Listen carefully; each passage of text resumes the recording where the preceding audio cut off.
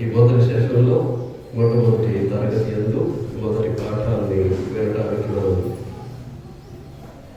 సిద్ధపడి ఉన్నాం. మన మధ్యలో ఉన్నటువంటి దైవజనులు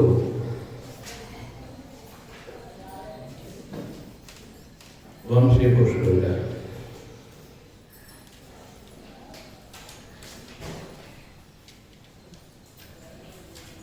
భౌతికంగా ఆయనకున్నటువంటి ఆధిక్యతలు గొప్పవి. ఎంతో ఉన్నత విద్యను అభ్యసించినటువంటి సహోదరులు. ఆయన విద్యార్హతను బట్టి ధనార్జనే ధ్యేయంగా ఉంటే ఈ రోజున సంపద విషయంలో ఎంతో ఉన్నతమైనటువంటి స్థానంలో ఉండేవారు.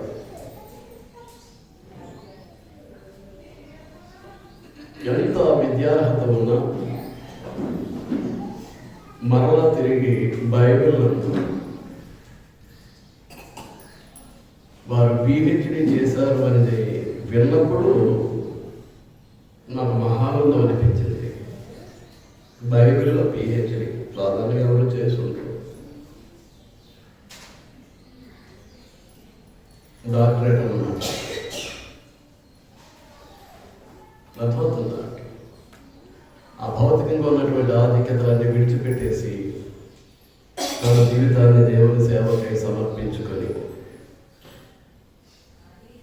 ప్రకాశం అనగా ఒంగోలు, బాపట్ల, గుంటూరు ఆ పరిసర జిల్లాలో విరివిగా విస్తారంగా అపోస్తుల యొక్క బోధను, పరిశుద్ధ గ్రంథ సత్యాన్ని ఉన్నట్లుగా ప్రకటిస్తూ ఉన్నారు. అలాగే ఆహ్వానం మేరకు ఆంధ్ర అంతటా ఆయన దేవుని యొక్క వాక్యాన్ని ప్రచురిస్తూ ఉన్నారు. అతి గొప్ప ఆధిక్యత కలిగినటువంటి బైబిల్ నందు కూడా భౌతికంగా ఎంత జ్ఞానం కలిగిన వారో దానికి 1000 రెట్లు జ్ఞానాన్ని పరిశుద్ధ గ్రంథంలో సాధించి ఎంతో ఉన్నతమైనటువంటి శ్రేణిలో బైబిల్ బోధిస్తున్నటువంటి దైవజనులు మన మధ్యలో ఉండటం మనకు ఆశీర్వాదకరం, సంతోషదాయకం. మరి మన మధ్యలో ఉండటాన్ని బట్టి ప్రభువైనటువంటి యేసుక్రీస్తు నామములో నా హృదయపూర్వక వారికి చెల్లిస్తూ ఉన్నా. అందరూ శ్రద్ధగా వినాలి. అర్థమవుతుందాన్ని శ్రద్ధగా విని నేర్చుకోవాలి. ఇది బైబిల్ తరగతి, ఏదో ఉపదేశం చేసి విడిచిపెట్టేది కాదు. మనం నేర్చుకోవడానికి ఏర్పాటు చేయబడినటువంటి తరగతి. వారికి ఇవ్వబడినటువంటి అంశాన్ని బట్టి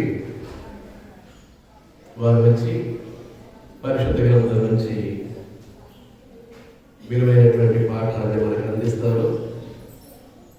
సహోదరులు వంశీభూషణుడు గారు. మన అందరినీ సజీవులు వచ్చిన దేవాది దేవునికి మనల్ని ప్రేమించి తన ప్రాణంను త్యాగం చేసిన క్రీస్తు ప్రభువారి యొక్క ఘన నామంలో దేవునికి స్తుతులు సమర్పిస్తూ ఈ యొక్క స్థలమునకు మమ్మల్ని ఆహ్వానించిన ముందుగా స్థానిక సంఘ స్వార్థికులు రాయుడు గారికి, వారి యొక్క ప్రియ కుమారుడు ఏకైక కుమారుడు సాగర్ గారికి యేసుక్రీస్తునామములో వందనాలు తెలియజేస్తూ వారి యొక్క ఆహ్వానం మేరకు చేరవచ్చిన మీ అందరూ కూడా యేసుక్రీస్తు నామములో వందనాలు తెలియజేస్తున్నాం. ఈ ఒక రోజుల్లో మనము 2 పాఠాలు నేర్చుకుంటాము. ఉదయకాల సెషన్లో ఒక పాఠమును, సాయంకాల సెషన్లో మరొక పాఠం నేర్చుకుంటాము. ఈ ఉదయకాల సెషన్లో సువార్థికుడికి సంఘము మధ్యన ఉన్న బాంధవ్యంలో వారి బాధ్యతలు ఏంటో మనము ఆలోచించబోతున్నాం. ఈ ఆలోచన చేయకుండా ప్రధానంగా మనుషులు తెలుసుకోవాల్సిన సంగతి ఏంటంటే,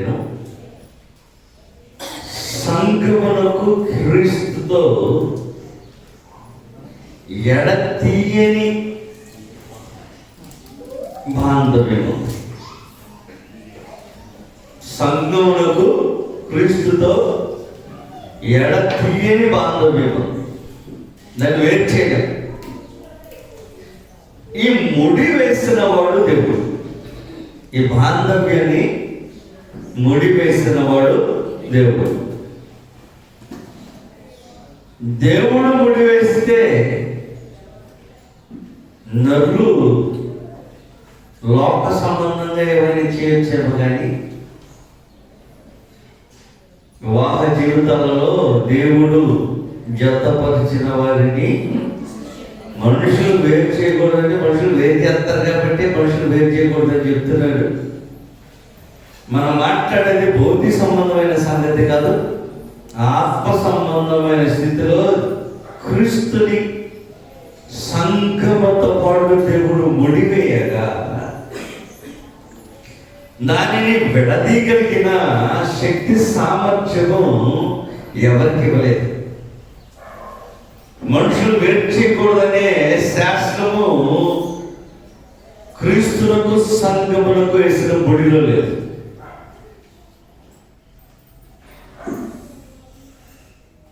క్రీస్తుకు సంఘములకు దేవుడు అంత ప్రధానమైన దగ్గర బంధుత్వంతో వేసినప్పుడు ప్రభు ఆ సంఘం పట్ల బాధ్యత కలిగినవాడు. నేడు ప్రభు మన మధ్యన శరీరధారిగా లేడు.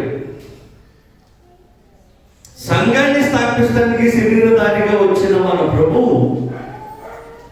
సంఘం కోసం చేయాల్సిన వాటినన్నింటినీ చేసి ఆయన భూమిని విడిచి దేవుని కృపాసనంలో కూర్చుంటకు ఆరోహణమయ్యాడు. ఆరోహణమైన ప్రభువు సంఘాన్ని అనాథలుగా విడవల. సంఘాన్ని అనాథగా విడవల. ప్రభు యేసుక్రీస్తు వారి భూమి నుంచి వెళ్ళిపోయేటప్పుడు కూడా అపోస్తలులను అనాథలుగా విడవల. అది చెప్పాడు ఆ మాట కూడా. నేను వెళ్ళిపోబోతున్నాను, నేను వెళ్ళిపోబోతున్న తప్పలో మిమ్మల్ని మాత్రం నేనేం చేయను, అనాథలుగా విడవను. ఆయన అనాథలుగా విడవనని చెప్పినప్పుడు ఎవరిని జతపరుస్తానని చెప్పాడు? వారితో పాటు ఎల్లప్పుడూ ఉండుటకు పరిశుద్ధాత్మను జతపరుస్తానని చెప్పాడు. అపోస్తలుల దగ్గర నుంచి వెళ్ళిపోతున్న ప్రభు యేసుక్రీస్తు వారు వారిని అనాథలుగా విడవక వారిని బలపరచుటకు, ధైర్యపరచుటకి, వారిని నడిపించడానికి పరిశుద్ధాత్మను వారికి తోడుగా, సహకారిగా, ఆదరణగా అనుగ్రహించగా నేడు సంఘముతో పాటు ఆయనకున్న అనుబంధమును ఆయన ఓటనే వదిలిపెట్టా. నేను సంఘమును స్థాపిస్తాను కొరకు నా ప్రాణం పెట్టాను, నా పని అయిపోయింది, నేను పరమలోకి వెళ్ళిపోతున్నాను, దీని విషయమై నేను చీకట్టుకుంటున్నానని వదిలిపెట్టా. సంఘమును అనాథులుగా విడిచిపెట్టాలని ఆలోచించే సంఘమును అపోస్తలులు ఎలాగైతే బలపరుస్తానికి, ఆదరిస్తానికి, నడిపిస్తానికి పరిశుద్ధాత్మను అనుగ్రహించాడో, వాగ్దానం చేశాడో, నా తండ్రి చేత వాగ్దానం చేయబడిన ఆత్మను మీరు పొందుదురు అని వాగ్దానం చేసినట్టే నేడు సంఘమును విడిచిపెట్టక, సంఘమును ఆయన విడిచిపెట్టక సంఘమును బలపరుస్తానికి ఆయన కొందరిని ఏర్పాటు చేశారట. దాన్ని మనము ఎఫెసీయులకు రాసిన పత్రిక చదివేది దాకా ఆయన ఆరోహణమైనప్పుడు కొందరికి ఈవులనిచ్చి వెళ్ళాను అని లేఖనాలు మీరు చూశారు. ఆయన సంఘమును అనాథలుగా విడవక దాని యొక్క క్షేమమును కోరి వారిని బలపరచడానికి, ఆదరించడానికి, నడిపిస్తానికి జాగ్రత్తగా ఉంటుంది. వారిని బలపరుస్తానికి, ఆదరిస్తానికి, నడిపిస్తానికి ఆయన కొందరికి ఈవులనిచ్చిపోయాడట. ఈవులనిచ్చిన పోయిన వారి పేర్లు చెప్పాడు. కొందరు అపోస్తలును, కొందరును ప్రవక్తలుగాను, కొందరును సువార్తికులుగాను, కొందరిని కాపరులుగాను, మరి కొందరిని ఉపదేశకులుగా ఆయన నియమించెను అని. దేని కొరకు బాబు ఆయన నియమించాడని మనం అడిగాము గ్రంథాన్ని. మన గ్రంథాన్ని ప్రశ్నించడం మనకు తెలిసే సమాచారం నేను. ప్రభువు తన సంఘమును అనగా తను ప్రేమించి తన కొరకు తన ప్రాణమును ప్రాణంగా పెట్టిన ఆ సంఘమును విడిచిపెట్టి అలాగే వెళ్ళిపోతానికి ఆలోచించేక శరీరధారిగా ఆయన ఈ భూమి మీద శాశ్వతముగా ఉండలేడు కనుక ఆయనకు ప్రతిగా మనం గమనించారేమన్నాను, ఆయనకు ప్రతిగా కొందరు నియమించాడంట. ఎవరెవరిని? అపోస్తలుని, ప్రవక్తలను, తర్వాత సువార్తికుల పెద్దలను, ఉపదేశకులను నియమించాడంట. వారిలో కొందరు గతించారు. గతించారంటే వారి యొక్క కాలంలో ముగించుకొని వెళ్ళిపోయిన వాళ్ళు వెళ్ళిపోయారు. వారిలో అపోస్తలులను, ప్రవక్తలు తమ యొక్క కాలమును వారు ముగించుకొని వారికి ఇవ్వబడిన ఈవులను వారు వినియోగించుకొని సంఖ్యను వారు బలపరచడానికి, నిలబెట్టుటకు వారు చేసిన ప్రయత్నాలన్నింటినీ చేసి వారి వంతు వారి యొక్క బాధ్యతను నెరవేర్చి వెళ్ళిపోగా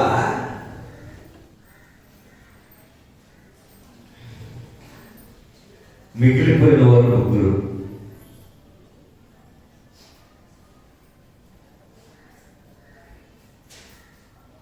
ఉపదేశకులు,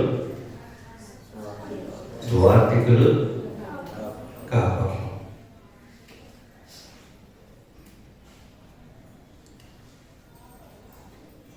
స్వార్థ చేసేవాడే ఉపదేశించున్నాడు. మిగిలిపోయింది కాపరులు. కాపరులు రావాలంటే మళ్ళా తిరిగి ఎవరి చేతిలో పెట్టే దాన్ని కూడా తీసుకొచ్చి ఉపదేశకులు, సువార్తికుల చేతిలోనే పెట్టాడు.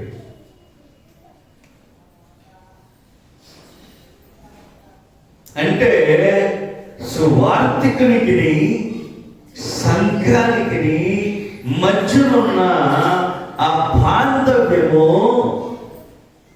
ప్రభు స్థాపించినది, ప్రభు ఏర్పాటు చేసింది. తన రక్తదారులో జీవించలేడు కనుక రక్తదారి అయిన వాడు ఒకడు కావాలి.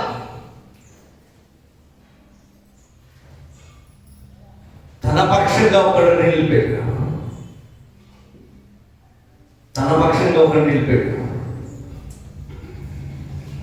మనుషులు నేడు నేర్చుకోవాల్సిన సంగతి ఏంటంటేను, ప్రభు అయిన యేసుక్రీస్తు వారు ప్రాణం పెట్టి సంఘం కొరకు ప్రాణం పెట్టిన ఆ సంఘమును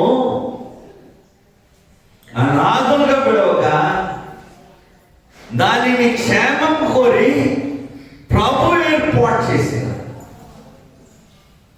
ప్రభు నిలబెట్టిన ఆ సువార్తికుల పట్ల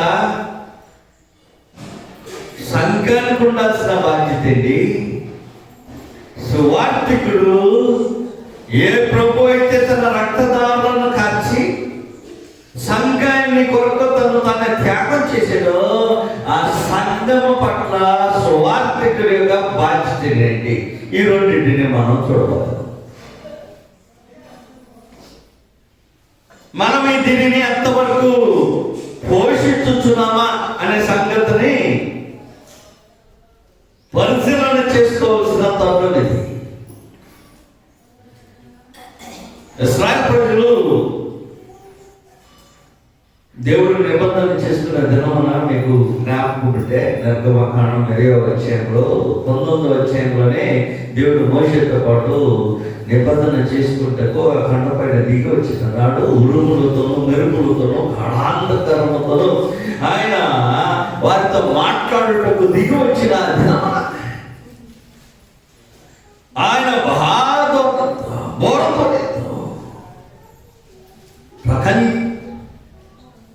భీకరంగా మాట్లాడుతున్న మాటలను ఇశ్రాయేలు ప్రజలు విడిన నాడు భయపడిపోయారు. అయ్యా, ఆ మహోన్నతుడు మాట్లాడితే నేను ఎక్కడ తట్టుకోగలను? ఆయన వద్దు, ఆయనకు ప్రతిగా నువ్వు మాట్లాడు. ఇశ్రాయేలు ప్రజలు అన్నమాట లేకుండా ఆయన వద్దు, ఆయన మాట్లాడితే మేము తట్టుకోలేదు. ఆయనకు బదులుగా నువ్వు మాట్లాడు, మేము వింటాం. ఇశ్రాయేలు ప్రజలు అన్నారు ఆ మాటలో. నిర్గమకాండం 20వ అధ్యాయంలో ఈ మాటలు వాళ్ళు అన్నారు. నేరుగా మహోన్నతుడు మాట్లాడుతున్న మాటలను వినలేని పరిస్థితుల్లో, భయం పుట్టించే పరిస్థితుల్లో వారికి సమాధానంతో నెమ్మదిగా నేర్పించే ఒకడు, రక్తదారులతో కూడిన ఒక మనుషుడు వారితో మాట్లాడితే చాలు అనుకున్న ప్రజలు ఉన్నారు. నిర్గమకాండం 20వ అధ్యాయము మనం 18వ వచనం నుంచి చదవబోతున్నాము. ప్రజలందరూ ఆ ఉరుములు, ఆ మెరుపులు, ఆ ఓర్పని, ఆ పర్వత ధూపమును చూచి ప్రజలు ఏమైపోయారు? చూసిన వెంటనే భయం వచ్చేసింది అనమాట. దూరముగా తొలగి నిలిచి మోషేతో ఇట్లనే నీవు మాట్లాడము, మేము వింటాం. ఏమంటున్నారు? నువ్వు కాదు, నువ్వు మాట్లాడే బాబు, ఆయన మాట్లాడితే చచ్చిపోతాం. దేవుడు మాతో మాట్లాడినడలా మేము చనిపోదు.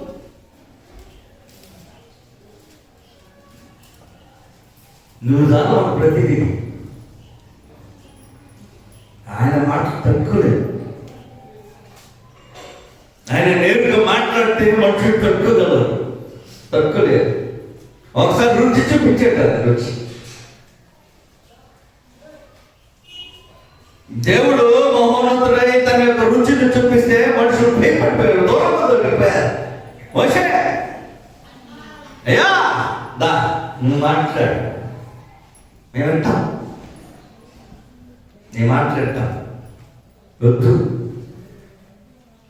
దేవుడు మాట్లాడుతున్నట్టు వద్దంటారా? వద్దు, ఆయన మాట్లాడద్దు, నేను తట్టుకోలేదు.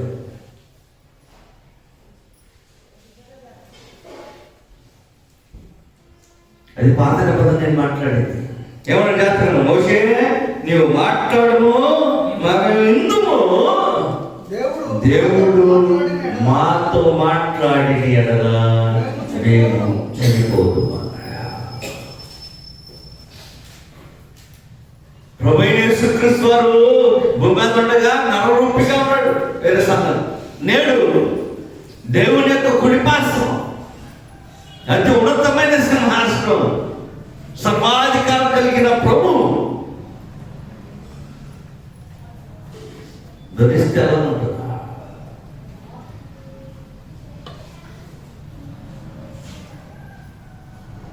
నేను చెప్పే మాటలు మీకు అర్థమవుతున్నాయా? క్రీస్తు ప్రభువుని నరరూపంగా చూడబాకండి. ఆయన నరరూపంలో లేడు.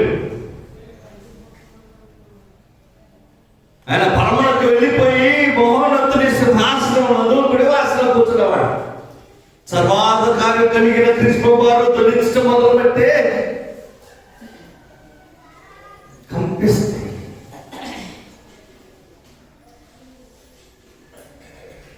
మనం కూడా అలాగే అంటామేమో. అయ్యా సువార్తికుడా, నువ్వు మాట్లాడు చాలు.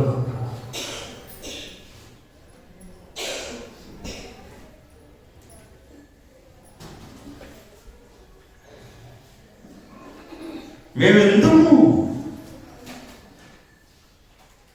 ఇశ్రాయేలు ప్రజలు అన్నమాట, నువ్వు చెప్పు చాలు. ఎంతమందికి ఆలోచన ఉంది? మహోన్నతుడైన దేవుని యొక్క వర్తమానం అలాంటి ఇశ్రాయేలు ప్రజలు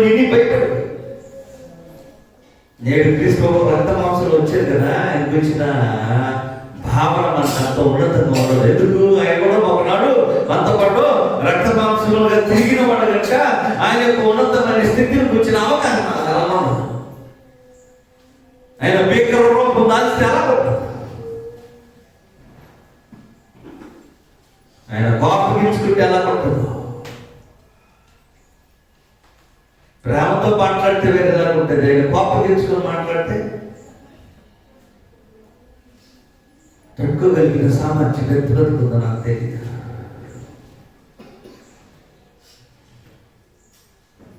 అనేక సార్లు మనం ఆ స్థాయికి ఎదిగి ఆలోచించి ఇట్లా సందర్భం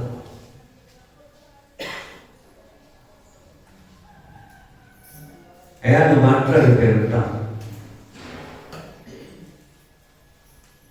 ఆయన మాట్లాడేస్తాం. కాబట్టి నేడు ఫస్ట్ నుంచి రివర్స్ మనం ఇప్పుడు ఏం చేయబోతుంటే, స్వార్థికుడు సంఘం పట్ల తన బాధ్యత మనం చూస్తే నిజంగా మీరు సంఘంగా తన పట్ల మీ బాధ్యత ఏమై ఉందో తర్వాత రెండు రివర్స్ ఆడబోతాడు.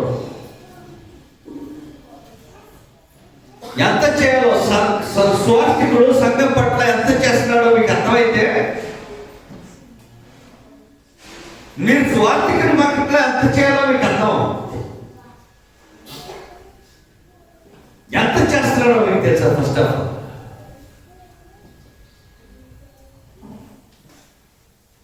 ఎంత చేస్తున్నాడంటే చెప్పాను కదా, అతడు ప్రభువునకు బదులుగా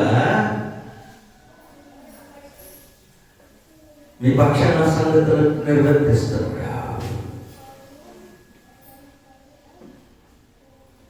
మిమ్మల్ని వాక్యముల ద్వారా కంటున్నాడు. మీకు అర్థమవుతుంది ఆ సంగతి? మిమ్మల్ని వాక్యముల ద్వారా కంటున్నాడు. మీ ఆత్మలకు తన తండ్రి అయి ఉన్నాడు.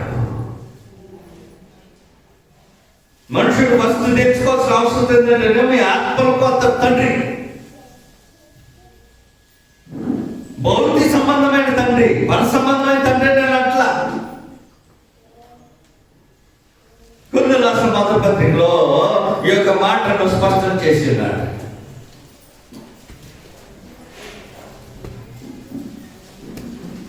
తన ఆత్మలకు తండ్రి. జాగ్రత్తగా గమనించండి, నేనెవరినో మీకు రాయుడు గారు ఏమిటో ఈ సందర్భంలో మీకు తేటపడిపోతుంది. నేను కూడా మాట్లాడుతున్నాను కదా, నేను కూడా మీకు దేవుని దళవంతమానమే నిలబడి మాట్లాడుతుంది. నేనేంటో మీకు రాయుడు గారేంటో ఈ లేఖనం చదివితే తేటపడిపోతుంది. కొరింథీ రాసిన మొదటి పత్రిక, కొరింథీ రాసిన మొదటి పత్రికలో పౌలు గారి యొక్క మాటను స్పష్టం చేస్తున్నారు. 4వ అధ్యాయం మనం తీయబోతున్నాం. కొరింథీ రాసిన మొదటి పత్రిక 4వ అధ్యాయం.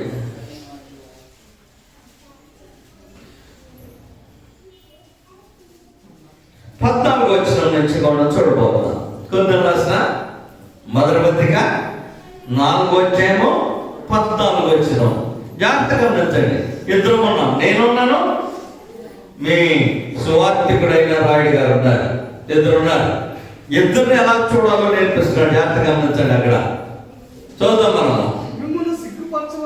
మిమ్ములను సిగ్గుపరచవలని కాదు కానీ నా ప్రియమైన పిల్లలని మీకు బుద్ధి చెప్పుచున్నాను, బుద్ధి చెప్పుచ్చి మాటలు రాయిచున్నాను.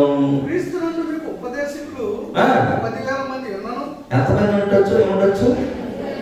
10,000 మంది కూడా ఉండొచ్చు. అలాంటి వాళ్ళు 10,000 మంది రావచ్చు, పోవచ్చు. వస్తారా మీ మంచికి? రారా? అలాంటి వాళ్ళు రారా? పిలిపిస్తారా? రాయుడు గారు పిలిపిస్తారా? ఆ టైంలో వచ్చి అక్కడ కనపడి 2 మాటలు చెప్పేసి మేము వెళ్ళిపోతాం. మేము ఉండేవాళ్ళం కాదు. అక్కడ క్రీస్తునందు మీకు ఉపదేశకులు 10,000 మంది ఉన్నాడు, తండ్రులు అనేకులు లేరు.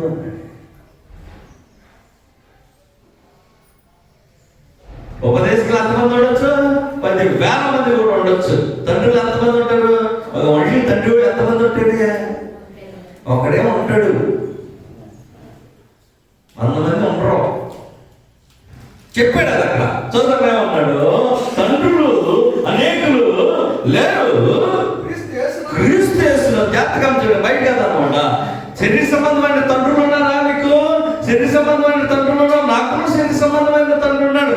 మనలో పుట్టిన ప్రతిమానికి శరీర సంబంధమైన తండ్రులు ఉన్నారు. ఇప్పుడు మాట్లాడుతున్న శరీర సంబంధమైన తండ్రుల గురించి కాదనమాట, మీ ఆత్మలకు తండ్రుల గురించి మాట్లాడుతున్నారు. రైట్ చదువుతాం. ఏమన్నాడు?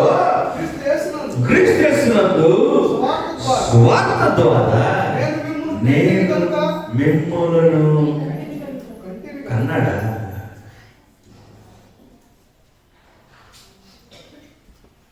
కన్నవాడు ఒకడు ఉన్నాడు.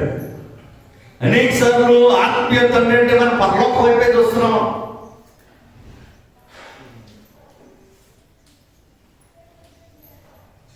తండ్రి అన్న వెంటనే పైకే చూస్తున్నాం.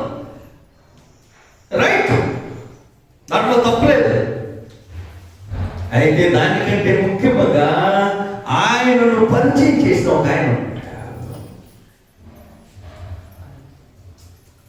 ఏమన్నా చూడండి అక్కడ. నేను మిమ్మల్ని ఎలా కన్నాడంట? క్రీస్తు యేసునందు సువార్త ద్వారా మిమ్మల్ని కంటిని కనుక నేను నన్ను పోలి నడుచుకున్నవాళ్ళని మిమ్మల్ని ప్రతిమాలుతున్నాను. ఎంతమంది తండ్రులు ఉన్నారు? నీకు తండ్రి లేరు. ఎంతమంది తండ్రులు ఉన్నారు? ఒక్కడే మీకు తండ్రి.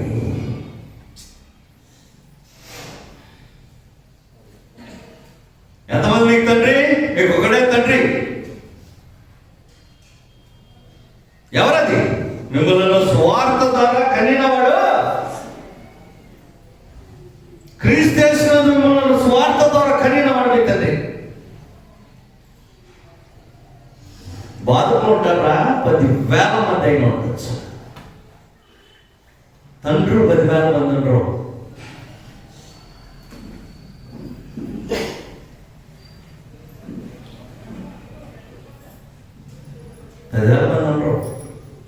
ఒక్కడే.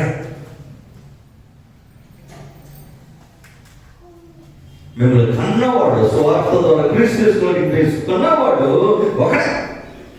ఆయన విషయమై నా పోలిక జీవించాలని మిమ్మల్ని చెప్పుతున్నాను. మిమ్మల్ని కన్నవాడు మిమ్మల్ని తండ్రి. ఆ తండ్రిని గురించి మీకు ఎంత బాధ్యత ఉంది? ఏముంటుందండి, మా కుటుంబాల్లో మా జీవితాలలో మా తండ్రులు పెద్దలు అయిపోయిన తర్వాత వదిలిపెట్టేస్తున్నాం కదా, అలాగే ఇక్కడ కూడా వదిలిపెట్టేస్తాం.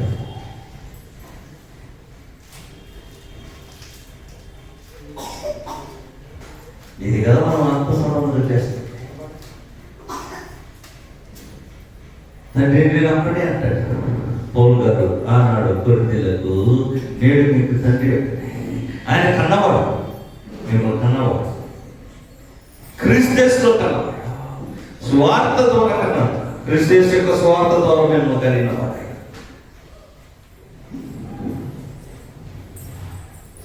తండ్రి అయితే తండ్రికి రావాల్సిన ఘనత ఏది? ఆయనకి ఇవ్వాల్సిన గౌరవమే, సన్మానమే. అది కదా కావాల్సింది. గౌరవ ఘనత సన్మానము తండ్రికి కావాల్సింది. ఇదేంటి?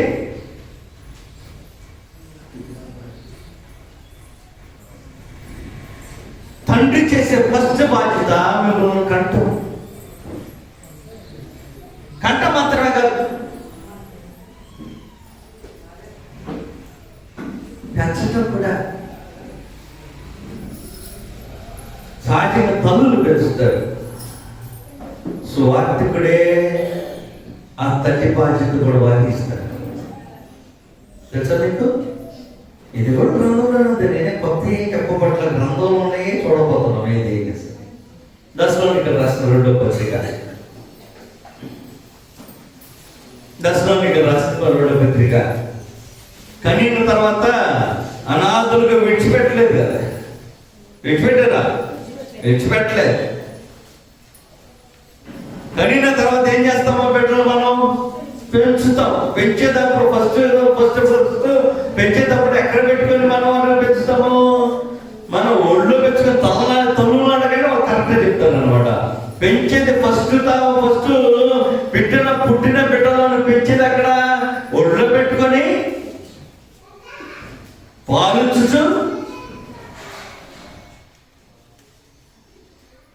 తాగరు.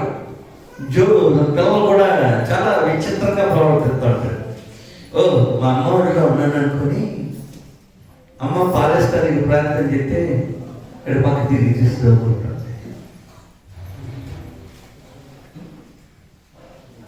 నాకు సంతోషం, నేను ఆ తల్లి ఒడిలో ఉన్నాను. ఇప్పుడేంటి నా బాధ? ఇప్పుడు కాకపోతే రేపు ఇంకా 10 నిమిషాల తర్వాత అయినా నాకు వచ్చింది అదే నాకేం బాధ లేదు. అలా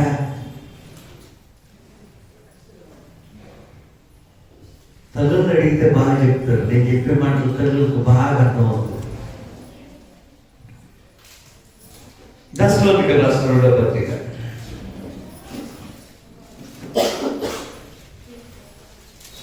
క్షమించాలి 1వ పత్రిక 3వ అధ్యాయం.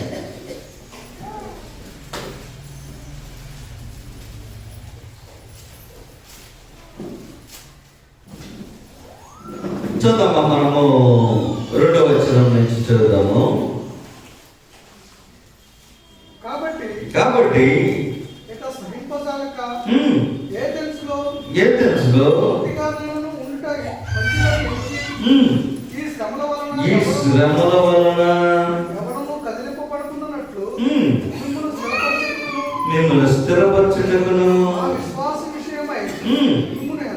మిమ్మల్ని హెచ్చరించుటకును నా సహోదరులు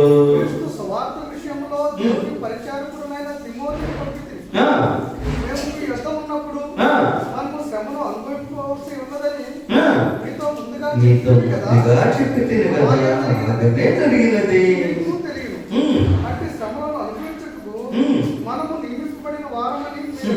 మీరు ఎరుగుదురు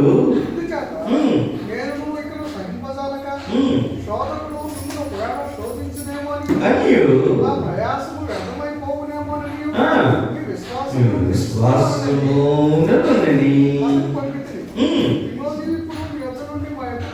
వచ్చి అలాగే మీరు మమ్మల్ని చూడని అపేక్షిస్తూ మమ్మల్ని ప్రేమతో జ్ఞాపకం చేసుకుంటున్నారని మీ విశ్వాసమును మేము ప్రేమను గురించి సంతోషకరమైన సమాచారం గురించి మీకు తెలియచేను. అందుచేత శ్రమ అంతట్లోను మీ విశ్వాసము ఆదరణ పొందితిమి. మరొకసారి దశలోనికలు రాసిన 2వ పత్రికలో పోతున్నాము. 3వ అధ్యాయంలో ఈ యొక్క మాటను మనం చూడబోతున్నాము.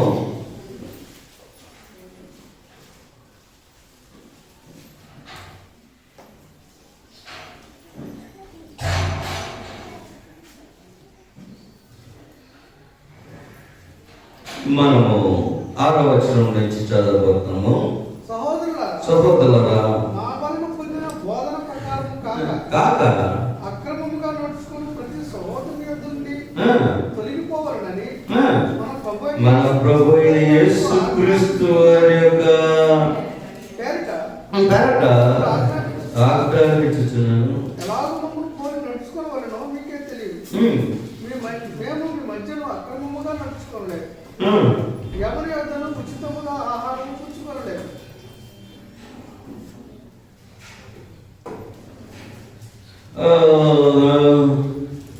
లేక చెప్తానంటే గాలం ఇచ్చినట్లుగా నేను మీ యొద్ద కొద్ది దశలోనిక రాసిన పత్రికలోనే ఉంటుంది. మంత్ర పత్రిక 2వ అధ్యాయంలోని మనం ఈ యొక్క సమాచారం చూడబోతున్నాము. దశలోనిక రాసిన మంత్ర పత్రిక 2వ అధ్యాయము 6వ వచనం మనం చూడబోతున్నాము. అయితే మేము క్రీస్తు యొక్క అపోస్తులు ఉన్నందున అధికారము చేయుటకు సమర్థనమై ఉన్నను. మీ వలనే గాని ఇతరుల వలనే గాని మనుషుల వలన కలుగు ఘనతకు కోరలేదు. అయితే స్తన్యమిచ్చు తల్లి జాతకం చదివి నుంచి మాటలు స్తన్యమిచ్చు తల్లి అంటే ఎవరమే? పాలిచ్చు తల్లి. స్తన్యమిచ్చు తల్లి తన సొంత బిడ్డలను గారవించంటే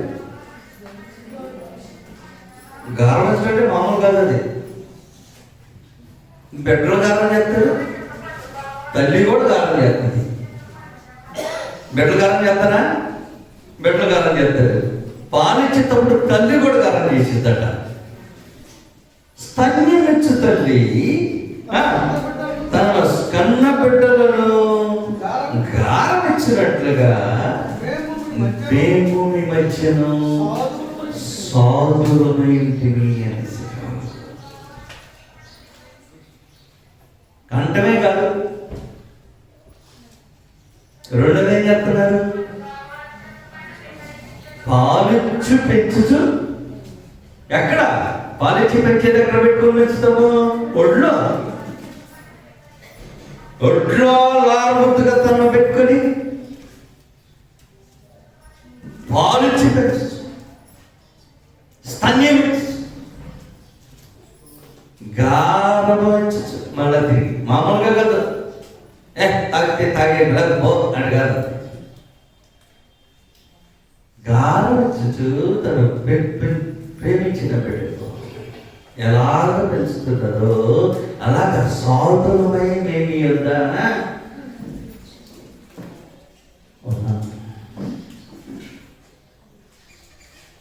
కంఠము. నెక్స్ట్ ఒడిలో ఉండగా వారికి పాలిచ్చి పెంచుతారు, గారమిస్తారు. కాళ్ళే నడిచేదానికి నడకొస్తుందా? ఆ టైంలో కనీసం నడిచేదానికి నడక కూడా లేదు. సరిగ్గా పాతగా అలవాటు కూడా ఉండవు, సరిగ్గా నేర్చుకుంటే. అలాంటి సమయంలో సైతము ప్రభు యేసుక్రీస్తు వారు తన సంఘం కొరకు ఏర్పాటు చేసిన జనులు స్వార్థికుడే కావచ్చు. ఇక్కడ ఎవరు మాట్లాడుతున్నారు? అపోస్తలమైన అంటే వాళ్ళు చేసినట్టు దాని వెనకాల వచ్చిన బాధ్యత చెప్పబడిన స్వార్థికులు సంఘ పక్షం, సంఘంలో ఉన్న పరిశుద్ధుల కొరకు వారిని కంఠం మాత్రమే కాక కనిన వారిని పెంచుతారు. కనీసము వారికి విచక్షణ లేని రోజులలో వారి పాలించు లారంతుగా పెంచే బాధ్యతను శ్రమతో సహించు విసుక్కోకుండా. మొదటి 5 నెలలు చాలా బాధాకరం కదా. అందుకే మగవాళ్ళు ఇంట్లో ఉంచుకోరు. ఎందుకు? మొదటి 5 నెలలు పెట్రోల్ పెంచేటప్పుడు ఒకవైపున పాలియాలి, ఆడు మానక బయటికి వెళ్తా ఉంటాడు, బట్టలు ఉతికేసుకోవాలి. ఈ కాలంలో డైపర్లు వచ్చినాయి కదా, మనుషులకి తెలియలే. డైపర్లు వచ్చిన తర్వాత ఆ బాధలు తెలియదు.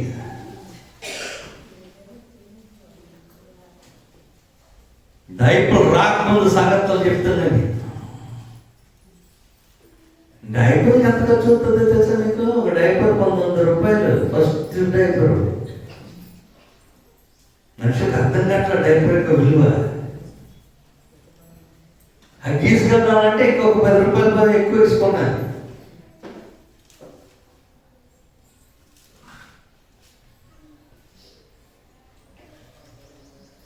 అలాంటి టైంలో తల్లి పెంచుతుంది చూసారా? అలాగా సువార్థికుడు నేను కన్నవాడు, నేను అలాగతో దిగా పెంచుతున్నాడు. ఏమైందండి? మేము కొంచెం ఎదిగామన్నాం అనుకోండి. ఓ మీరు ఎదిగారా? నెక్స్ట్ ఆయన ఏం చేస్తాడో చూద్దాం. కొన్ని రాష్ట్ర మొదటి పత్రిక 3వ అధ్యాయం. అందులో స్టెప్ బై స్టెప్ ఇవ్వమంటారా? స్టెప్ బై స్టెప్ ఉంటుంది. కొన్ని రాష్ట్ర మొదటి పత్రిక 3వ అధ్యాయం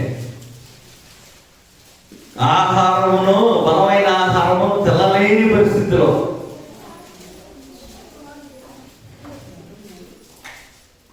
రెండింటిని కలిపి పోషించే సందర్భం మనం చూడొచ్చు అనమాట. కొరింథీయులకు రాసిన మొదటి పత్రిక 3వ అధ్యాయం.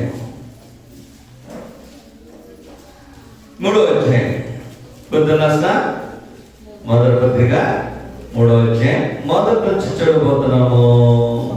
సహోదరులారా, ఆత్మ సంబంధమైన మాట్లాడినట్లు నేను మీతో మాట్లాడలేకపోతే శరీర సంబంధమైన మనుషులైన నీవు క్రీస్తునందు ఎవరన్నమాట, ఇంకా పసిపెట్టలే, ఇంకా ఎదిగిన వర్గాలు అనమాట. క్రీస్తునందు ఎక్కడ కన్నది, ఎక్కడ క్రీస్తునందు కన్నాడు.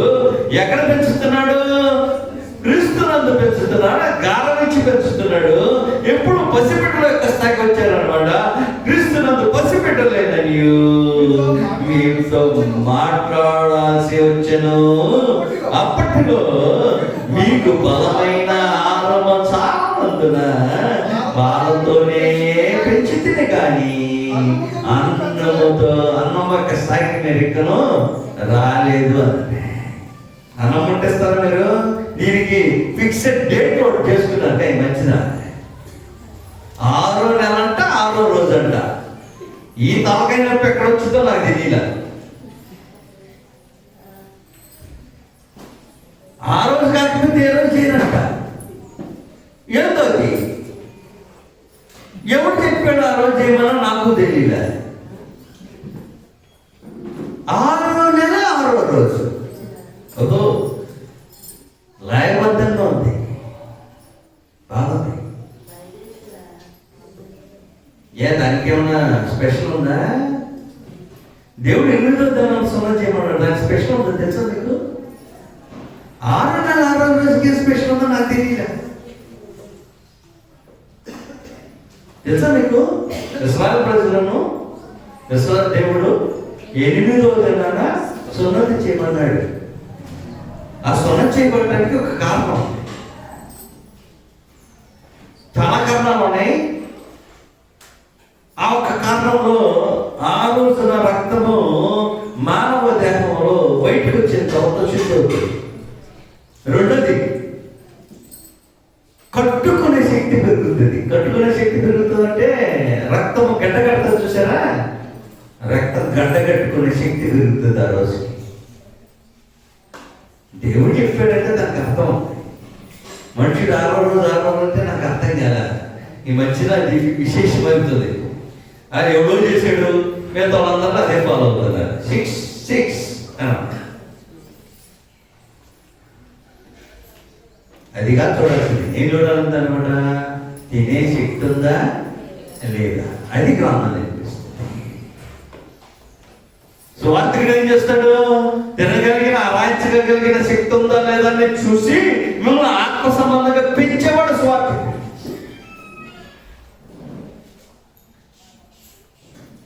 నీకు బలమైన ఆహారం కావాలంటే బలమైన ఆహారం పెడతాడు. అన్నంతోనే సరిపోతుందంటే అన్నంతోనే పెడతాడు. ఆ పాలుతోనే కావాలంటే పాలుతోనే పోషిస్తాడు. ఏది కావాలి, ఏదైతే అవసరమో, దేని చేత మీరు బలపడతారో, దేని చేత మీరు స్థిరపడతారో, దేని చేత మీరు ఎదుగుతారో వాటిని ఆలోచించేసి తగిన మోతాదులో మీ యొక్క ఆత్మలకు క్షేమకరంగా ఆత్మ సమంగా పెంచుటకు తన వంతు తాను ఎంతో కృషి చేశాడు. ఈ పని ఎవరిది? ఈ పని క్రీస్తుది. ఈ పని ఎవరిది? ఈ పని క్రీస్తుది. పోషించే పని ఎవరిది? క్రీస్తుది. డౌట్ ఏమనుందా? ఎఫెసీయులకు రాసిన పత్రిక 5వ అధ్యాయం. పెళ్ళిళ్ళు చదువుతారు, ఎంత గుర్తుందో నాకు తెలియదు ఈ మాట. మళ్ళా తిరిగి సంఘమును పోషించేవాడు ఎవరో? క్రీస్తు ప్రభువు. ఎఫెసీయులకు రాసిన పత్రిక 5వ అధ్యాయం 28వ వచనం చూడండి. అటువలే పురుషుడు కూడా తమ సొంత శరీరంలోనూ ఉన్నారు. తన భార్యను ప్రేమించేవాడు తను ప్రేమించుకొనుచున్నాడు.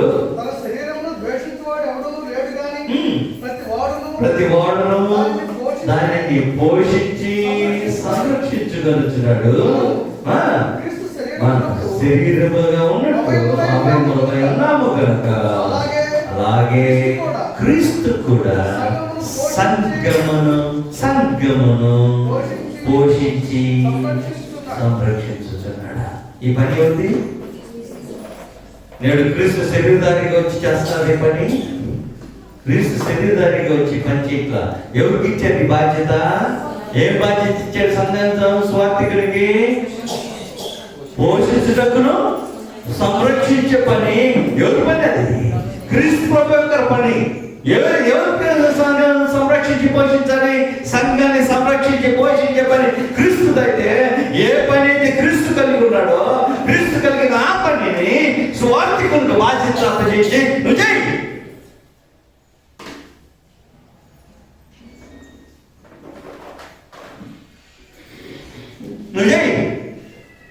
నేను చేయాల్సిన పని నువ్వు చేయాలన్నా.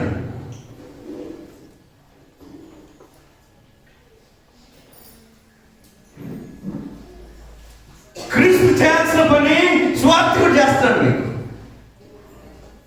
మీ పక్షంగా క్రీస్తు చేయాల్సిన పని స్వార్థకుడు చేస్తున్నాడు. ఏమని చెప్పాడు? పోషించి సంరక్షించడం. ఎవరి పని ఇది? క్రీస్తు తన సంఘమును ప్రేమించి పోషించి సంరక్షించు. ఓర్క సంరక్షిస్తాం కాదు, ముందు పోషించి దాని తర్వాత సంరక్షించే రెండో పనులు అన్నమాట. ఇది క్రీస్తు ప్రభువు చేసే పని. క్రీస్తు ప్రభువు సంఘం కొరకు ప్రాణం పెట్టింది మాత్రమే కాదు, ఆయన పోషించి సంరక్షించే పని ఆయన బాధ్యత మీద ఉండగా ఆయన బాధ్యతను భారమును తీసి సువార్థికుడి మీద Mopadu.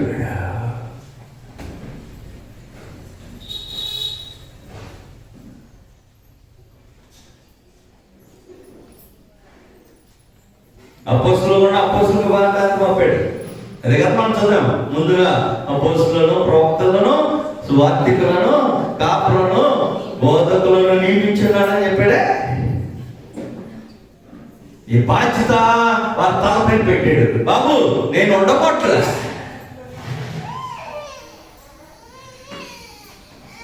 I'm not going to be with you always. మీతో పాటు ఎల్లప్పుడూ నేను ఉండకూడదు. నేను వెడలిపోతున్నా. నేను వెడలిపోనా మిమ్మల్ని అనాథులుగా విడవట్లా. అనాథులుగా విడవకుండా నేనేం చేయబోతున్నానంటేను మిమ్మల్ని రెండు పనులు చేయబోతున్నా. వాటిని కాయబోతున్నాను, మీకు అపాయం కలగకుండా. రెండోది మిమ్మల్ని పోషించే బాధ్యత కూడా నేను చూసుకోబోతున్నా.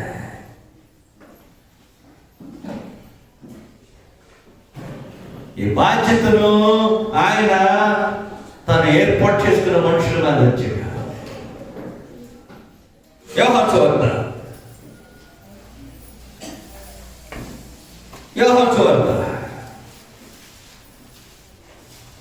8వ అధ్యాయం. ప్రభువారు వెళ్ళిపోకముందు ఈ యొక్క మాటలు చెప్తున్నాడు. జాగ్రత్తగా గమనించండి. ప్రభువారు వెళ్ళిపోతారా? గ్యారంటీ వెళ్ళిపోయే టైం దగ్గర పడింది అనమాట. ఎప్పుడు? అప్పుడు సంగతి నేను మాట్లాడుతున్నా. వెళ్ళిపోకముందు భూమి మీద జీవించుతున్న కాలంలో, శరీరధారి అయిన దినాలలో ఆయన మరణించి సమాధి చేయబడి పునరుద్ధరణుడై తన శిష్యులకు కనపడుతుంది. ఆ దినాలలో, చివరి దినాలలో, భూమి మీద తను గడిపే చివరి దినాలలో తన సంఘాన్ని, తన మందను అనాథులుగా విడవేయించడానికి ఆలోచించాక వారిని సంరక్షిస్తానికి కాయటను బాధ్యత ఉంది. చెప్పాను కదా, సంఘమును సంరక్షించడం, పోషించి సంరక్షించేవాడు క్రీస్తు ప్రభువు అయితే ఆ బాధ్యత నేను శరీరధారిగా చేయలేను. అది నా బాధ్యత. నా పక్షముగా నువ్వు చెయ్యని తన వెనకాల వచ్చే అపోస్తుల తల మీద పెట్టాడు. వారి తర్వాత సువార్థికులు తన దానికి వస్తుంది. చూద్దామా 20వ అధ్యాయానికి మనం వెళ్ళబోతున్నాం. 20వ అధ్యాయం మనం 15వ వచనం నుంచి చదవబోతున్నాము. వారు భోజనం చేయించుండగా ప్రభువైన యేసుక్రీస్తు స్వర్గం మధ్యకి వచ్చారు. వారు భోజనం చేయించుండగా యేసు తర్వాత సీమోను పేతురును చూచి, యోహాను కుమారుడైన సీమోను, వీరికంటే నీవు నన్ను ఎక్కువగా ప్రేమించుచున్నావా అని అడగగా అతడు అవును ప్రభువా, నేను నిన్ను ప్రేమించుచున్నానని నీవే ఎరుగుదువని ఆయనతో చెప్పాను. ఎస్, ఏం చేయమంటున్నాడు? నా గొర్రె పిల్లలను, గొర్రె పిల్లలు అంటే ఎవరు? యోహాను సువార్త 10వ అధ్యాయం మీకు తెలియాలి. 2 గొర్రె మందలు ఉన్నాయి. ఒకటి యోధా జనాంగం వచ్చిన గొర్రె మంద, అన్ని జనుల నుంచి వచ్చిన గొర్రె మంద. మనం అన్ని జనులు వచ్చిన గొర్రె మందమే.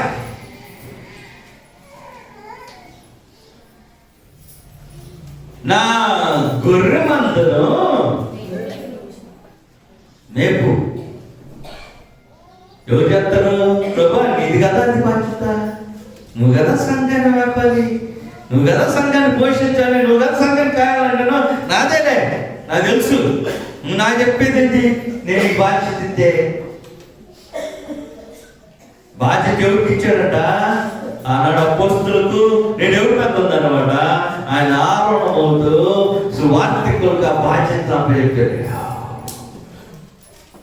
ఏం బాధ్యత? అయ్యా, నా మందను పోషించును, మేపు అన్నాడు. అయిపోదా, కిందకి వెళ్తాం. ఏమంటాడు? 2 మాటలు కూడా ఉంటుంది చూడండి అక్కడ. మరలా యోహాను కుమారుడైన సీమోను, నువ్వు ప్రేమించుచున్నావా? రెండోసారి అతను అడగగా అతడు అవును ప్రభువా, నేను నిన్ను ప్రేమించుచున్నానని నువ్వేరుదువని అతనితో చెప్పాను. ఆయన ఎవరు? యేసుక్రీస్తు వారు. నా గొర్రెలను కాయమంటే సంరక్షించమని అర్థం.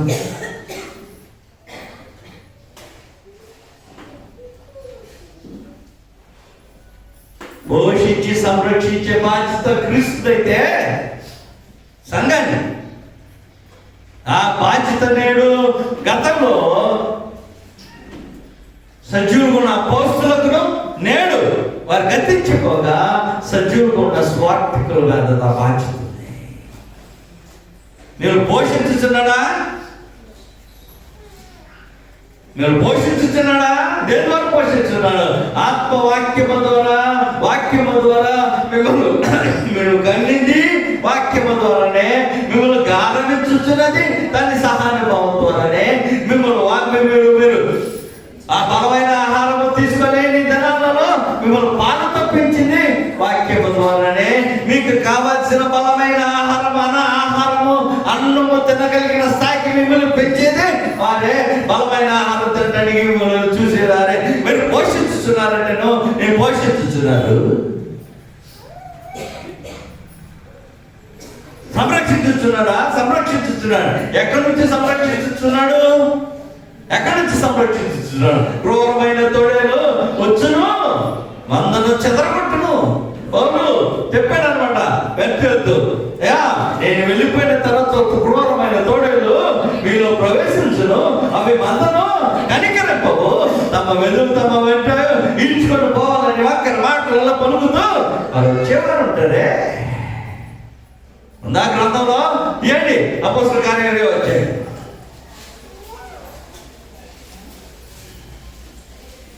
అపోస్తల కార్యాలు వచ్చాయి. 28వ వచనం నుంచి చదువుదాం మనము. దేవుడు అనగా ప్రభువు కింద అంకేసి పంపించాడు అనమాట. ప్రభువు తన స్వరక్తమిచ్చి సంపాదించిన తన సంఘమును కాయటకును పరిశుద్ధాత్మ ముందు మన ముందు అపోస్తులు ఇప్పుడు ఎవరికి ఇచ్చాడు బాధ్యత? నెక్స్ట్ దాని వెనకాల అక్కడ ఉన్న పెద్దలకు ఇచ్చాడు. పెద్ద అప్పుడు ఏర్పడ్డారు కాబట్టి వారితో పాటు స్వార్థికులు అన్నవాడా. నేను నా అధ్యక్షుడుగా మిమ్మల్ని ఉంచెను, ఆ యావత్ మందును గూర్చి మిమ్మల్ని బట్టి మీ గురించి జాగ్రత్తగా ఉంచుడి. నేను వెళ్ళిపోయిన తర్వాత క్రూరమైన తోడేలు మీలో ప్రవేశించును, నాకు తెలియను. వారు మందను కనికరింపవలు మరియు శిష్యులను ఎవరు లాక్కెత్తాయి? ఆ తోడేలు లాక్కెత్తాయి. బయట గొర్రె పిల్లలు కాదు, మందలో ఉన్న గొర్రె పిల్లను, సువార్త ద్వారా గొర్రె కలిగిన గొర్రె పిల్లలు. మందలలో నిలిచిన గొర్రె పిల్లను తమ ఎదుట ఈడ్చుకొని పోవాలని వక్కర మాటలలో పలుకుతూ మనుషులు మీలోనే బయలుదేరుతున్నారు. ఉంటారా? వస్తారు, నాకు తెలుసు, గ్యారంటీ తెలుసు. అక్కడ ఈడ్చుకెళ్ళి ఎవడు వస్తాడు? స్వార్థికుని బాధ్యత ఏంటి? ప్రభు చేయాల్సిన పని స్వార్థికుడు చేస్తున్నాడే. సంరక్షించి ముందు పోషించి సంరక్షించను. పోషించే సంగతులు మనం చూసేసాము. రెండో సంగతులు చూస్తున్నాం మనము, సంరక్షించను.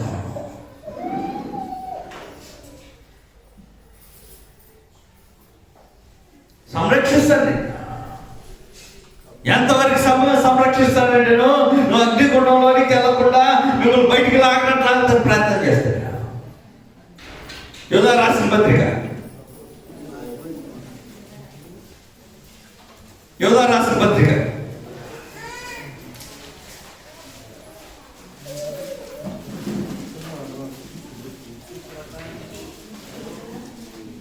యోధా రాసిన పత్రికలో యోధా గారి మాటలు హెచ్చరిస్తున్నారు అన్నమాట.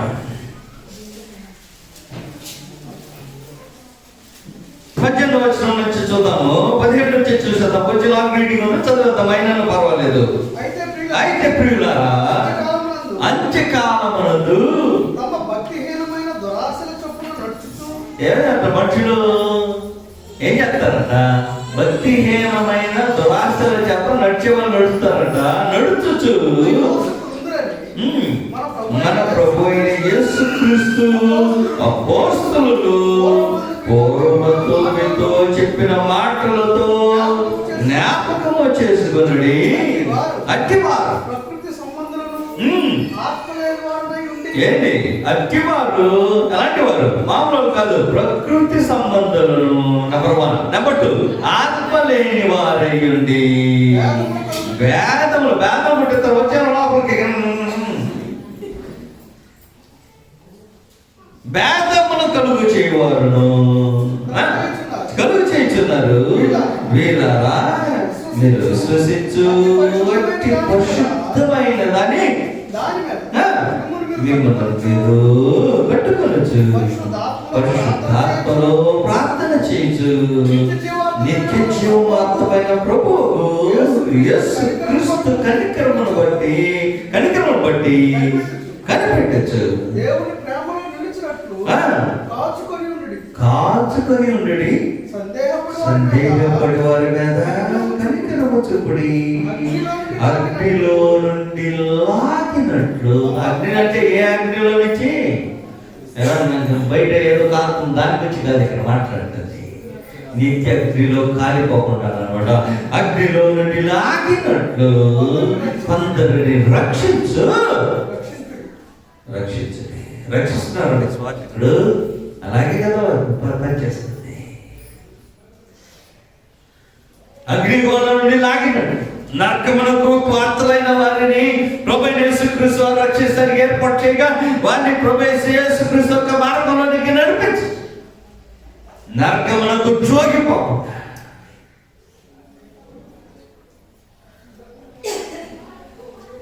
మిమ్మల్ని రక్షించుచున్నాడే.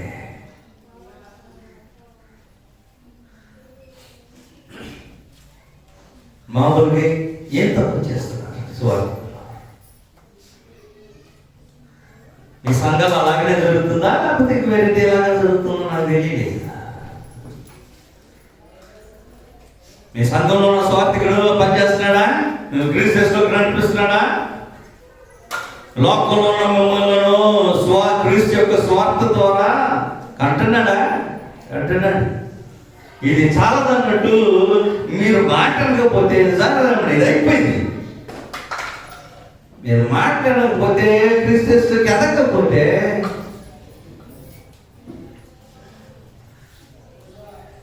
రెండోసారి కూడా ప్రసవేదన పొందుతున్నాడంట. ఒక బిడ్డకు 2 సార్లు ఎవరైనా ప్రసవేదన పొందిన చరిత్ర ఉందా?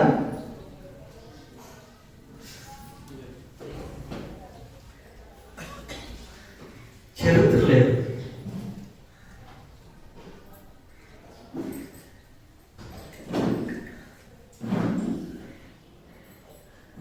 నేను ఒక నేత మిమ్మల్ని పెంచేటప్పుడు సాత్వికముతో నెమ్మదితో మిమ్మల్ని అలా బుద్ధిగా మిమ్మల్ని పెంచి మిమ్మల్ని గొప్ప చేసి ఆత్మ సంబంధంగా స్థిరపరచడానికి ఆలోచించేసిన తర్వాత ఆలోచించేస్తుంటే మేము అక్కడే ఉండిపోతాం అనే ప్రజలకు సువార్థికులు మళ్ళా తిరిగి ప్రసవేదన పొందితే ఎలా ఉంటుంది? అలాగే ప్రసవేదన అనిపిస్తుంది.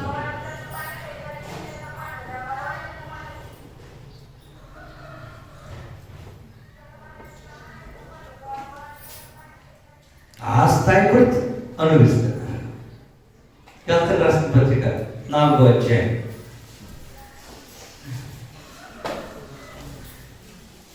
గల్తీ రాసిన పత్రిక 4వ అధ్యాయం.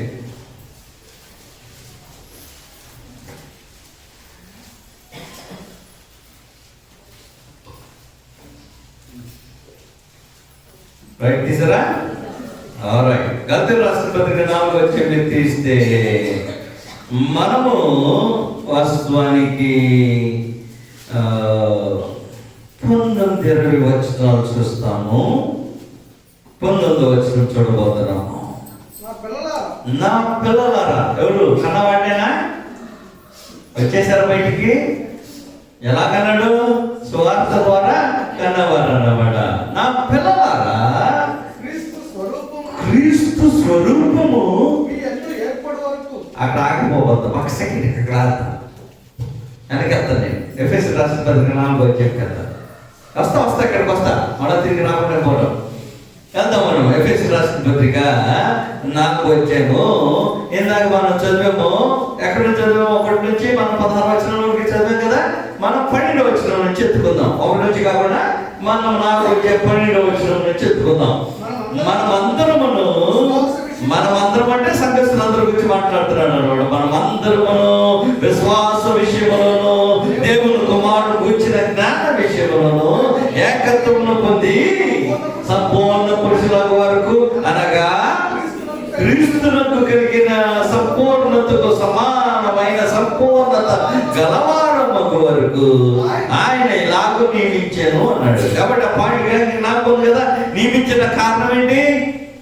ఆయన కలిగిన సంపూర్ణతకు సమానమైన సంపూర్ణత గలవారయ్యేంత వరకు గలవారవుటకు ఆయన ఎవరు నియమించాడు అన్నాడు? క్రీస్తు ప్రభువారు సువార్థికులను నియమించాడని గ్రంథం తెలియజేస్తుంది. ఇప్పుడే అర్థం గల్తీ రాసిన పత్రిక అర్థం అనమాట. గల్తీ రాసిన పత్రిక 4వ అధ్యాయం మనం చదువుతున్నాం కదా. 19వ వచనము చూద్దామేమన్నాడు? నా పిల్లలారా కన్నవాడన్నమాట. క్రీస్తు స్వరూపం అది కదా కావాలని నియమించింది క్రీస్తు ప్రభువారు. క్రీస్తు ప్రభువారు ఎవరు నియమించారు? ఈవులనిచ్చి నియమించింది సువార్థికులను వగైరా సంగతులు. ఎందుకొరకంటేను ఈ కొరకేనమాట. క్రీస్తు స్వరూపము మీ యందు ఏర్పడాలనే కదా నియమించింది. రైట్. మీ యందు ఏర్పడాలని, మీ విషయమై. ఆ మాట గమనించారా? ఏమన్నాడు?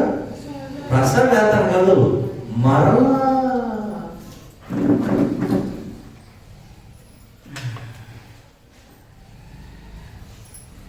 కన్నవాడికి రెండోసారి ప్రసవేదన కలగాలంటే ఎంత బాధ ఉంటుంది అసలు. కానీ ఫస్ట్ సారి కనేటప్పుడే బాధ.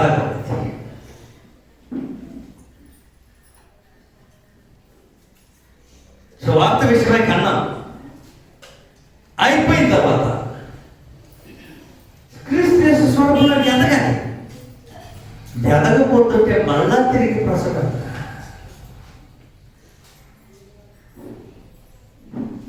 దేని కొరకు ప్రసవత?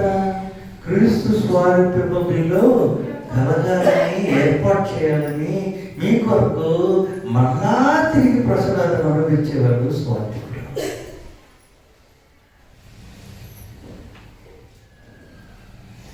ఏ తల్లి అనిపించాలంటే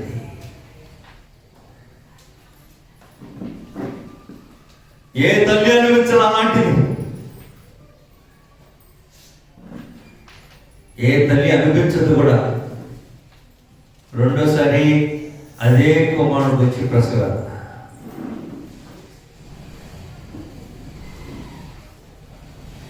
మిమ్మల్ని క్రీస్తులో పెంచుతానికి, ఆయన స్వరూపము మీలో కలగటానికి, ఆయన స్వరూపము మీలో కలగటానికి.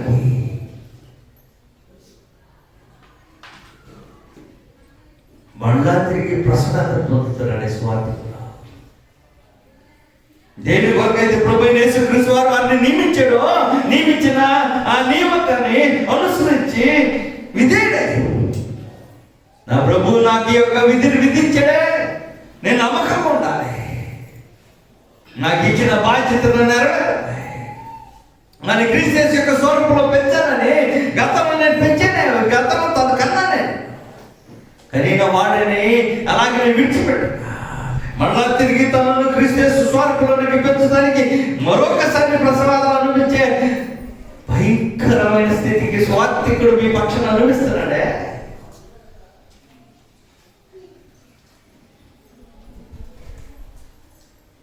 అసలు గుర్తిస్తున్నాడు.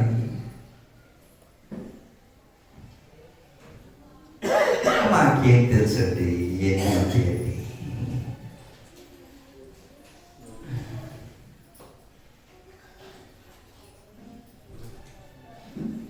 కనేటప్పుడు అడిగితే చెప్తాం, కానీ పిల్లలు గుడ్రాలను అడిగితే ఏం చెప్పింది? ప్రసగాతం ఏంటనేది చెప్పేమాట మీకు అర్థమవుతుందా? పిల్లలకన్నా నా తల్లిని అడిగితే ప్రసగాతం చెప్పింది, కానీ పిల్లలేని గుడ్రాలకే తెలిసింది. అసలు మీ ఎడల మీ తండ్రులు అనుభవిస్తున్న ప్రసవేదన మీకు అర్థం కాకపోతే ఎవరేం చెప్తారు? ఒకసారి కాదు, కనేటప్పుడు బాధే, కన్నా తర్వాత బాధ.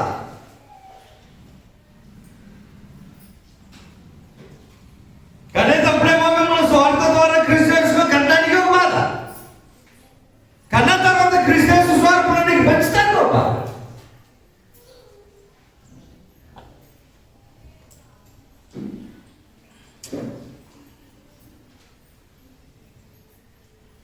స్వార్థికుల్ని మనం ఆలోచించి అసలు లక్ష్య పెట్టలేదు. అసలు మనం అసలు వాళ్ళు పడే ప్రయాస, కష్టం, శ్రమ. రెండోది ఏంటంటే మీరు క్రీస్తు అనిపించాల్సినది మీ క్రీస్తు పక్షంగా ఇంకొకటి అనిపిస్తున్నాడంటే ఆయన ఎలా చూడాలి? ఇది క్రీస్తు చేయాల్సిన పని మీ స్వార్థకుడు మీ పక్షం చేస్తాడు. క్రీస్తు ప్రభువు పక్షంగా మీ మధ్య నుండి ఆ కార్యక్రమం జరిగిస్తున్నాడు.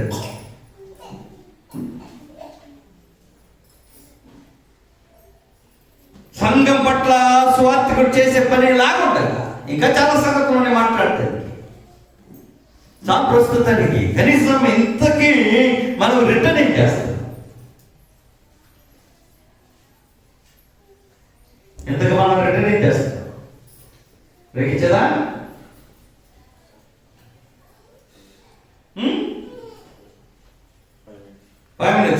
బ్రేక్ తీసుకోండి. మళ్ళా తిరిగి రిటర్న్ వచ్చేటప్పుడు సంఘము స్వార్థికుల పక్షంగా అసలు ఏం చేస్తుంది? ఇంత త్యాగానికి వారు చేసేది ఏంటి అనేది మనం ఆలోచించేస్తాం.